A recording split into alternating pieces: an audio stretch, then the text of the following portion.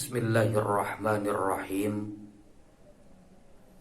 Assalamualaikum warahmatullahi wabarakatuh. Kita masih dalam pembahasan dari kitab Safinatun Najah tentang puasa. Saya akan bacakan dulu lugat bahasa Sundanya. Paslun ari ieu eta pasal sahiji. Alladzi ari anu la yafturu, anu henteu ngabatalkeun mimma tina perkara yasilu anu tepi itu ma ilal jaufi kana jaub sab'atu afrodin eta aya 7 pirang-pirang afrod.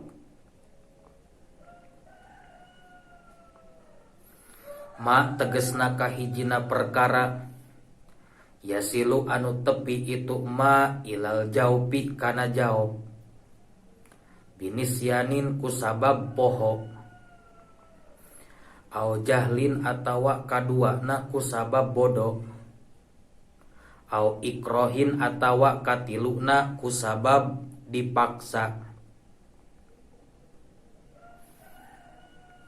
Bismillahirrahmanirrahim. Pada kali ini kita akan membahas tentang penjelasan sesuatu yang tidak akan menjadi batal puasanya seseorang ketika ada yang masuk pada diri jasad orang tersebut. Di sini dikatakan bahasanya ialah jaub. Jaub itu apa? Jaub itu ialah sesuatu ruang terbuka yang ada pada diri anggota tubuh manusia yang bisa meneruskan ke dalam tubuh seperti mulut, hidung, telinga, ataupun dubur. Nah, dalam kitab Safinatun Najah ini tepatnya ialah matan kitab Kasyifatus Sajah atau Safinatun Najah yang dikarang oleh Syekh Al-Alim Al-Fadil Salim bin Samir Al-Hadrami ala madhabi Al-Imami Asy-Syafi'i menjelaskan bahwa alladzi la yabturu mimma yasilu ilal jaufi sab'atu afrodin, sesuatu yang tidak bisa menjadi batal puasa seseorang ketika ada yang masuk pada diri seseorang tersebut, maka banyaknya ada 7. Apa saja yang 7 itu? Ma yasilu ilal jaufi binisyanin. Yang pertama, ketika ada sesuatu yang masuk terhadap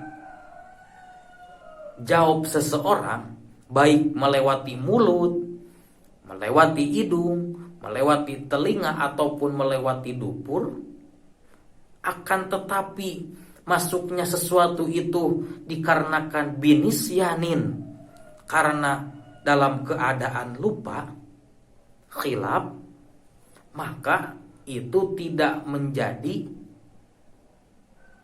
batal puasanya. Artinya tinggal teruskan saja puasanya sampai selesai.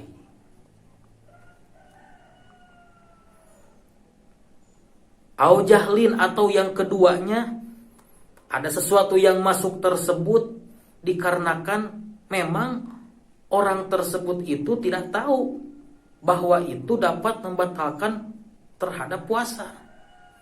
sama itu juga tidak batal puasanya. Yang ketiga pun au ikrohin, karena dipaksa oleh seseorang,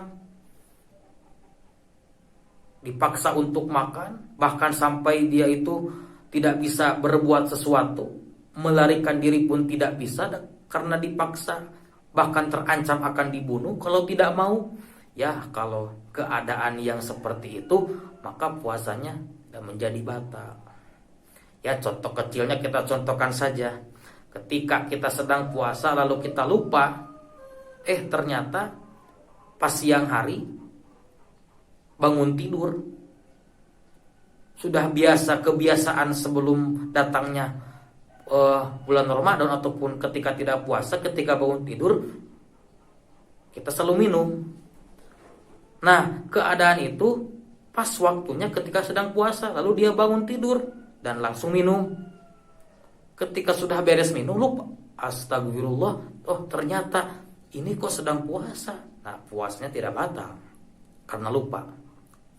Termasuk karena tidak tahu. Saya tidak tahu, kirain makan sesuatu seperti yang sedikit itu tidak menjadi batal puasanya, ataupun minum sedikit itu tidak batal puasanya. Ya, itu gak apa-apa kalau memang dia tidak tahu gitu, benar-benar tidak tahu gitu. Jahlun au ikrohin, ya, dipaksa oleh orang lain, sama itu juga tidak batal puasanya. Kenapa ketika kita lupa berpuasa tidak bisa batal puasanya, tidak menjadi batal puasanya? Karena ada satu hadis Rasulullah Shallallahu Alaihi Wasallam menjelaskan, qala Shallallahu Alaihi Wasallam, man nasiya wa huwa shaimun fa akala aw syaroba faliyatum saumahu fa innama at'amahullahu wasaqahu, rawahu as-Saikhani wa sahahahu. Rasulullah Shallallahu Alaihi Wasallam pernah berkata, man nasiya, siapa saja orang yang lupa, wa huwa shaimun, dan dia dalam keadaan sedang berpuasa, fa akala, lalu dia minum, makan, aw saroba, minum, maka kata Rasulullah, paliatum, teruskan saja puasanya, sempurnakan sampai akhir. Fa innama at'amahullahu wasaqau, karena itu merupakan bonus hadiah dari Allah yang telah memberi makanan kepada mereka. Meskipun lupanya seseorang terhadap makanan tersebut itu sampai, contohnya dia makan sampai 2 piring, tapi dalam keadaan lupa ketika berpuasa, ya tidak batal puasanya. Teruskan saja puasanya sampai selesai. Nah, itu nomor pertama, kedua, dan ketiga yang tidak menjadikan batal puasa ketika ada sesuatu yang masuk, baik terhadap mulut, melewati hidung, melewati telinga, ataupun melewati dubur. Pokoknya ada sesuatu anggota yang terbuka yang bisa masuk ke dalam tubuh, maka itu tidak batal puasanya.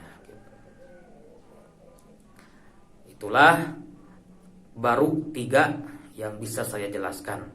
Untuk selanjutnya, untuk nomor ke-4, 5, 6, dan 7 kita next lanjutkan di video selanjutnya. Semoga bermanfaat. Wassalamualaikum warahmatullahi wabarakatuh.